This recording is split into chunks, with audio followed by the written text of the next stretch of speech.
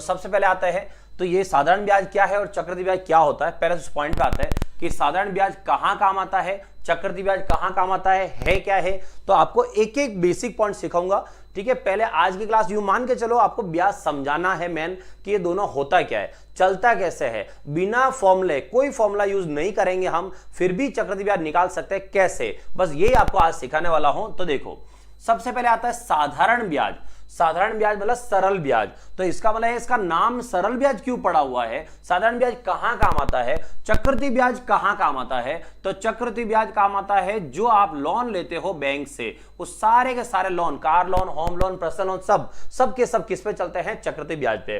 तो साधारण ब्याज कहां है, तो साधारण ब्याज मार्केट में जो लोग पैसा देते हैं, जो लोग मार्केट में एक दूसरे को पैसा देते हैं, वो वाला होता है कौन सा, साधारण ब्याज। अच्छा साधारण ब्याज कैसे क्या होता है, जैसा मान लो अगर मैंने 1 लाख रुपए किसी को उधार दे रखे हैं, तो 1 लाख रुपए मान लो 2% महीना के हिसाब से दे रखे हैं, क्योंकि मार्केट महीने के हिसाब से चलता है और हम जो एजुकेशन में जो सवाल पढ़ते हैं वो पढ़ते हैं सालाना के हिसाब से, बोले तो वार्षिक, एन्युअली।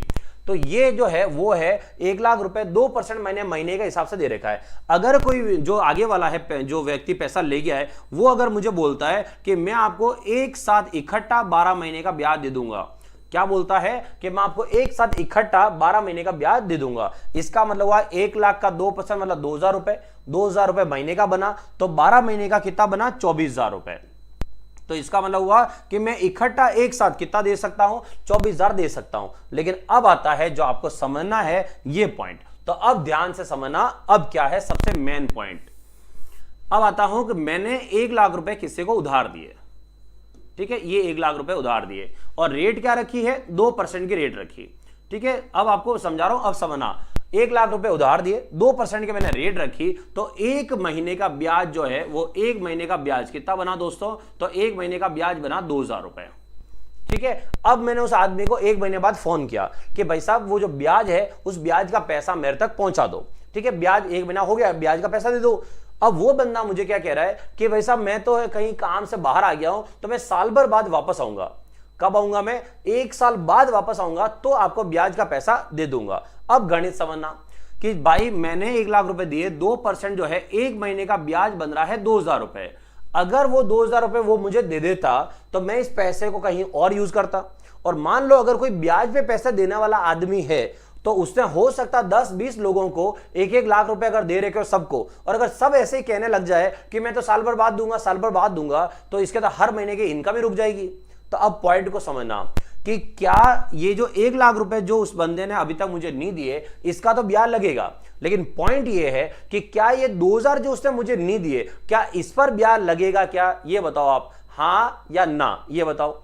जो 1 लाख है इसके ऊपर तो 1 महीने का 2,000 जो है वो तो लग रहा है, चलो 1 महीने का 2,000 ये मैंने लगा दिया। अब जो दूसरा महीना है, समझना पॉइंट को, जो दूसरा महीना होगा तो 1 लाख तो उसके पास पड़े हुए अभी तक, उस 1 लाख का 2% मतलब 2,000 ब्याज ये तो बनेगा। लेकिन जो पहले महीने का जो ब्याज बना था 2,000 रुपए, ये मुझे उसने अभी तक नहीं दिया है। तो अगर उसने ये 2,000 मुझे नहीं दिया है और वही यूज कर रहा है, अगर मुझे देता तो मैं कहीं और यूज करता।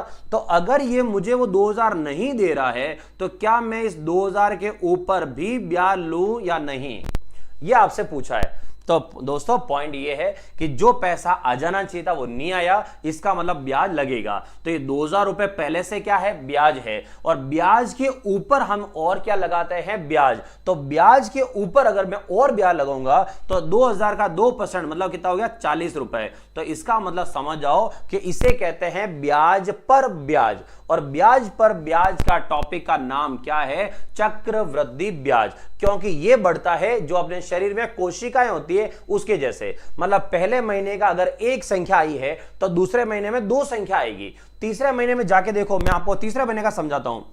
1 लाख रुपए अभी तक उसके पास ही है, उस 1 लाख का 2,000 रुपए ब्याज लगेगा। पहले महीने के उसने 2,000 अभी तक नहीं दिए, इसके ऊपर भी ब्याज लगेगा, वो 40 रुपए लगेगा। उसके बाद दूसरे महीने के जो 2,000 ब्याज के बने उसने वो भी नहीं दिए, इसके ऊपर 40 रुपए और लगेगा।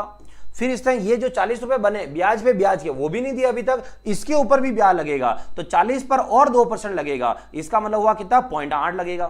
तो इसे कहते हैं कि चक्र की तरह बढ़ने वाला ब्याज, 1 का 2, 2 का 4, 4 का 8, 8 का 16, इसलिए यह है चक्रवृद्धि ब्याज।